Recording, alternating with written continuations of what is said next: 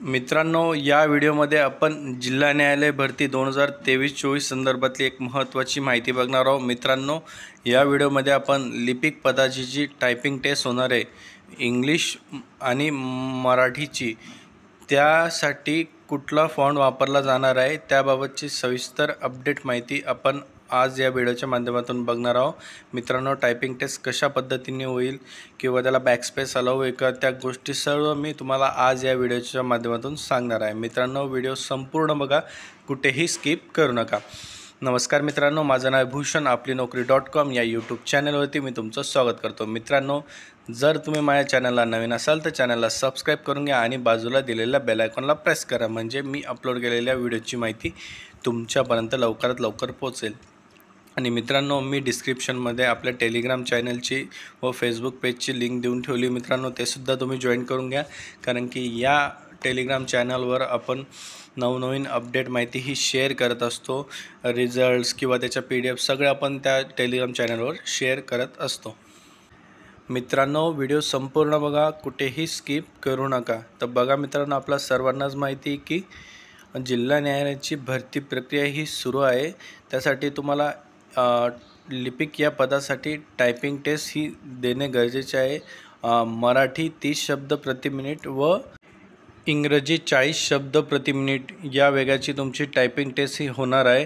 त्याला प्रत्येकी तुम्हाला मराठी टायपिंग टेस्टसाठी 20 मार्क आहे व इंग्रजी टायपिंग टेस्टसाठी तुम्हाला 20 मार्क आहे। त्यामध्ये प्रत्येक 5 चुकांमागे तुमचा 1 मार्क हा मायनस होणार आहे। मित्रांनो, ही गोष्ट लक्षात ठेवा, प्रत्येक 5 चुकींमागे तुमचा 1 मार्क हा मायनस होणार आहे। त्यामुळे मित्रांनो, टायपिंगची प्रॅक्टिस करताना काळजी घ्या की आपल्या चुका कमीत कमी होतील आणि आपली ॲक्युरेसी जी ती 90+ असणे खूप आवश्यक आहे मित्रांनो, कारण की त्याखाली आली म्हणजे तुमचे मार्क हे मायनस होत जातील। त्यामुळे 5 चुकांमागे तुमचे 1 मार्क मायनस होणार आहे। त्यामुळे मित्रांनो, थोडं काळजीपूर्वक तुम्ही टायपिंग करा।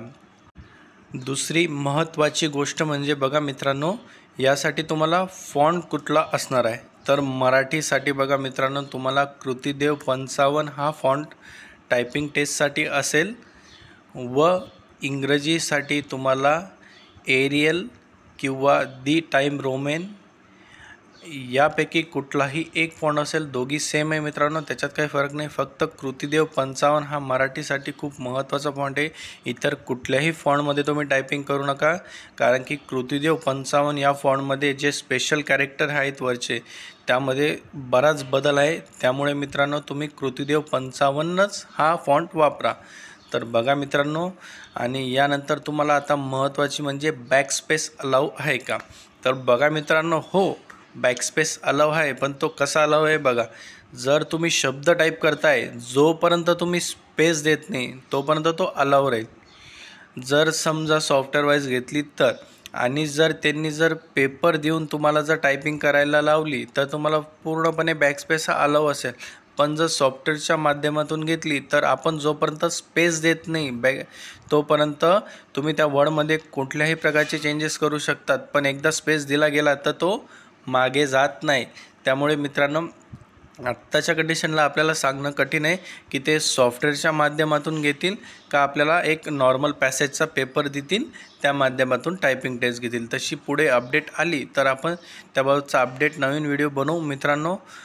आणि मित्रांनो, आपण लवकरच टायपिंग टेस्ट संदर्भातले जे वरचे कृतिदेव 55मध्ये स्पेशल कॅरेक्टर आहेत त्याबाबतचा एक सेपरेट व्हिडिओ आपण बनवणार आहोत। तर मित्रांनो, हा व्हिडिओ तुम्हाला आवडला असेल तर लाईक करून घ्या, शेअर करा आणि